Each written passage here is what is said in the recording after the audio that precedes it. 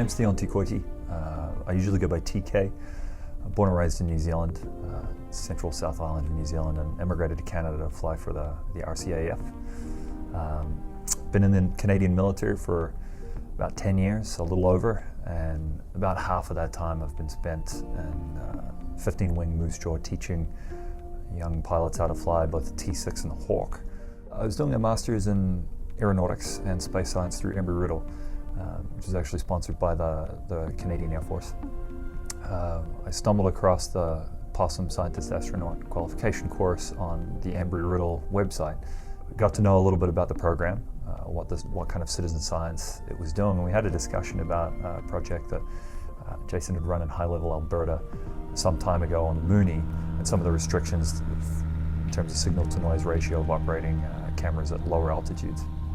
I suggested that maybe he could inquire with the Royal Canadian Air Force, and it just so happened that being an instructor in Moose Jaw on the Hawk, that a little bit of serendipity and coincidence, the two of us could meet, and I could help out by being a chauffeur, a taxi driver of the jet for this weekend. We've seen improvements actually on all of the flights so far. So the first mission, obviously, just to get here from Moose Jaw was a transit.